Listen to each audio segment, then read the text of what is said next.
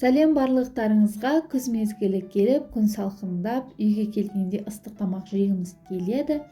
Сіздерге оңай әрі өте дәмді жасалатын тамақтың жасалу түрін көрсетемін. Міндетті түрде видеоның соңына дейін қарауды ұмытпаңыздар. Ең бірінші қамыр илеп алатын боламыз. Суымызға тұз салып, ашытқы салып, ұнымызды елеп, жұмсақ қамыр илеп алатын боламыз. Осылай өте жұмсақ қамыр болу керек, қолға жабыспайтын. Міне біздің қамырымыз дайын. Азғантай сұйық май құйып, бетін салафанмен жауып, 1 сағатқа алып қоямыз. Біздің қамырымыз көтерілуі керек, жақсы болып ашуы керек. Осылай мешокпен жауып, жылы жерге қойып қоямыз. Енді подливкасын дайындаймыз. Қазанымызға май құйып, етімізді салып, жақсылап қуырып аламыз. Етіміздің барлығын біркелкетіп, қызартып қуырып аламыз.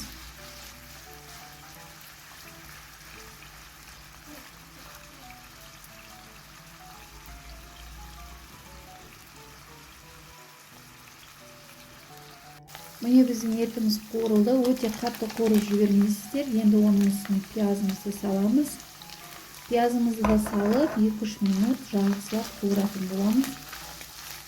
Негізі тамақтың дәмді болып шығуы осы барлық заттарын біркелкі қуырып алуында.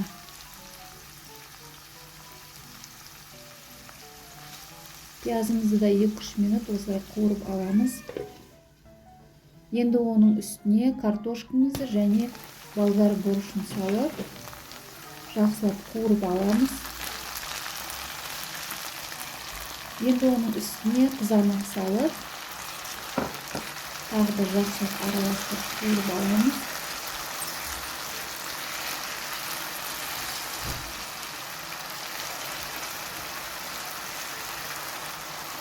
Ұсақтап қуырылған асқабағымызды саламыз. Егер де асқабақты ұнатпасаңыздар, сәбіз салсаңыздар болады. Негізі бұл тамаққа асқабақ ерекше дәм береді. Сол үшін осылай майда күзіктеп турап қосып жесеңіздер болады. Барлығын осылай біркелкетіп қуырып, енді оның үстіне салқын суымызды құйып аламыз. Қайнап тұрған суды құймаймыз. Осылай салқын суымды құйып алдым. Өте көп құймайсыздар.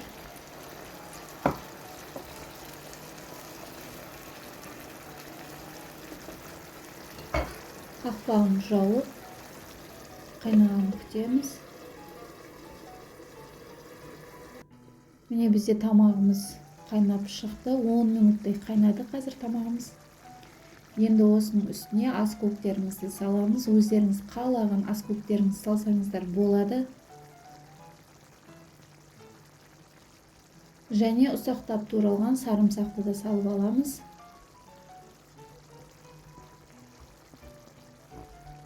Енді баяу отта тағы да 10-15 минут пісіретін боламыз. Сонымен біздің подливамыз дайын.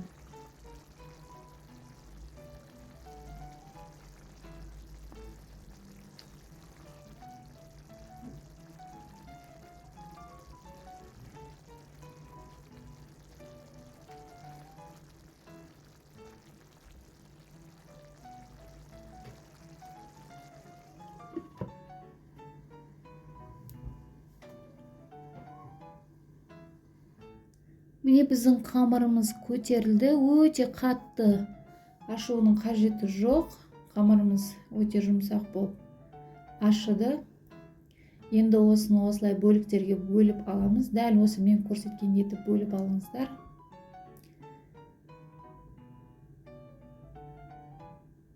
Енді осылай кішкентай зуалаларға бөлеміз. Осылай етіп кішкентай зуалар жасап аламыз.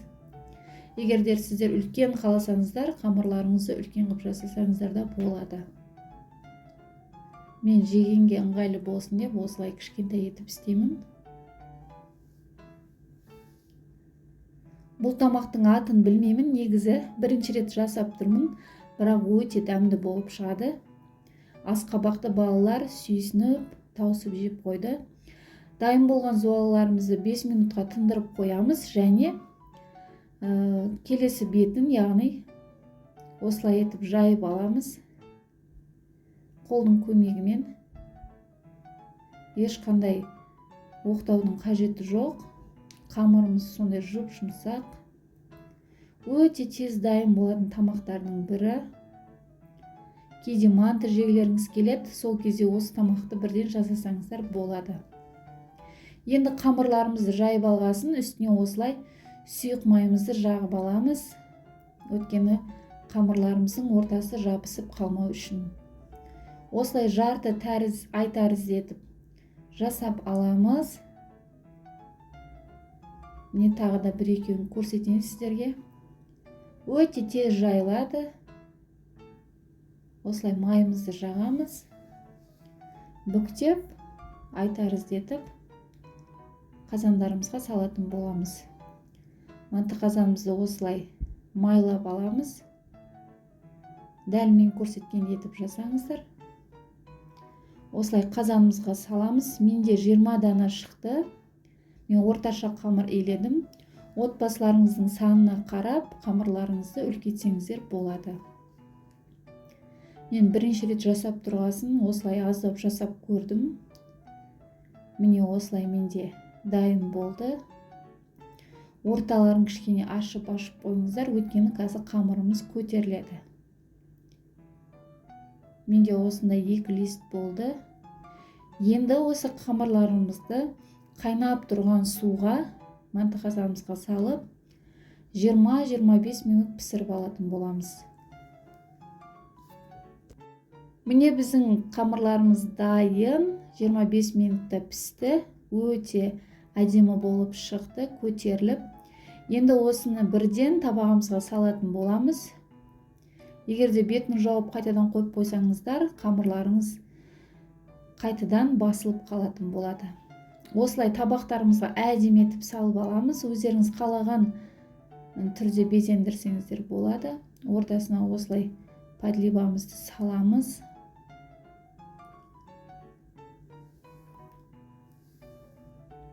Өте дәмді тамақ болады. Міне біздің тамағымыз дайын болды. Қараңыздар, түрінің өзі қандай тәбетті ашады.